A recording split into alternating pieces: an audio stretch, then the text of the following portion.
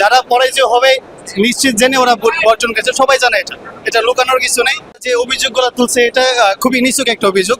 ওরা এসব অভিযোগ করে এখন যদি শেষ পর্যায়ে এসে যদি ভোট বর্জন করে, এটা আসলে ওদের ওয়ান কাইন্ড অফ পরাজয় আমরা বলতে পারি। এটা আমরা খুবই স্বাভাবিক নিচ্ছি। যারা পরাজয় হবে নিশ্চিত জেনে ওরা ভোট বর্জন করেছে, সবাই জানে এটা, এটা লুকানোর কিছু নেই। ওরা অবশ্যই নিঃসন্দেহে পরাজিত হবে, এই জন্য না পেয়ে শেষ সময় এসে ওরা ভোট বর্জন করছে। এটা অবশ্যই খুবই লজ্জার এবং দুঃখের বিষয় ওদের জন্য। এখন পর্যন্ত যদি নির্বাচনের সার্বিক পরিস্থিতি সম্পর্কে আপনাকে বলি, আমি এখন আছি জাতীয় কবি কাজী নজরুল ইসলাম হলে। নির্বাচন অনেক সুষ্ঠু নির্বাচন হচ্ছে, এখন পর্যন্ত এখানে কোনো অনিয়মের কোনো অভিযোগ পাওয়া যায়নি। আমি ব্যক্তিগতভাবে একজন শিক্ষার্থী হিসেবে মনে করি যে এটা খুবই উৎসবমুখর পরিস্থিতিতে হচ্ছে, এবং আমার আশা থাকবে যে এই যে আমাদের একটা নতুন বাংলাদেশ গড়ার যে একটা মাধ্যম জাকসু নির্বাচন, এর মাধ্যমে কি আমাদের দেশে নতুন নতুন নেতৃত্বস্থানীয় ব্যক্তিবর্গ পাবে, এটা অবশ্যই আমাদের জন্য একটা পজিটিভ দিক। এবং আমি আমার ব্যক্তিগত দিক থেকে মনে করবো যে অবশ্যই জাকসু প্রতি বছর হোক।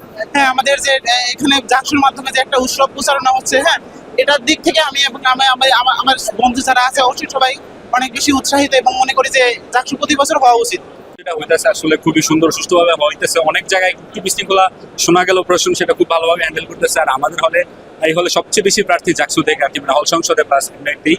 তো এখানে খুব সুন্দরভাবে নির্বাচন হইতেছে সকাল থেকেই। সবগুলোই উৎসবমুখর পরিবেশই আছে, ভালোই লাগতেছে পরিবেশটা আমাদের সবার কাছে। দলেরই তো হচ্ছে সমর্থন থাকতেই পারে সবার। তো নির্বাচনের এত আগে হচ্ছে বয়কট করার মানি হয় না কোনো। আর নির্বাচনটা সুষ্ঠুভাবে হচ্ছে যেহেতু তারা সকল প্রার্থী হচ্ছে তাদের যারা যোগ্য আছে তাদেরকেই মানে হচ্ছে সিলেক্ট করার কথা। তো আগে থেকে বয়কট করার কোনো মানে হয় না আসলে জিনিসটা। তো আমরা যেহেতু এতগুলো ভোটার এখনো লাইনে দাঁড়িয়ে আছি, তো বলা যাচ্ছে না কি হতে পারে। তো আগে থেকে বয়কট করাটা আসলে কোনো ভালো সিদ্ধান্ত হতে পারে না।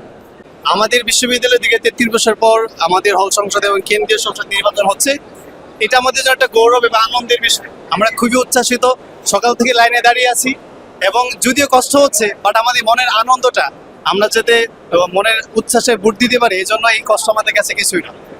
আপনারা সকাল থেকে দেখতেছেন খুবই সুন্দর আমাদের এই হলে স্পেশালি খুবই সুন্দরভাবে ভোট হচ্ছে।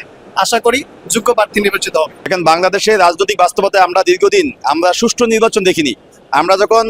আমি যদি ব্যক্তিগত বলি, আমি যখন ভোটার হয়েছি তারপর থেকে আমি বাংলাদেশের সুষ্ঠু নির্বাচন খুব একটা দেখেছি বলে মনে হয় নয়।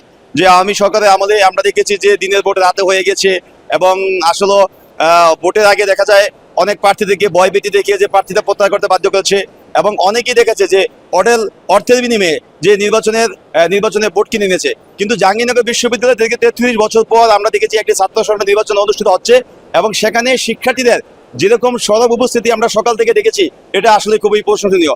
এবং আমরা এ থেকে একটি বার্তা পাই যে শিক্ষার্থীরা আসলে কি যে গণতন্ত্র বিশ্বাসী, এবং বাংলাদেশে নতুনভাবে যে আমরা গণতন্ত্রকে ফিরে দিতে চাই, সেটা কিন্তু একটি মেসেজ কিন্তু ছাত্র সংসদ নির্বাচনগুলোতে আমরা এই ভোটের উপস্থিতি।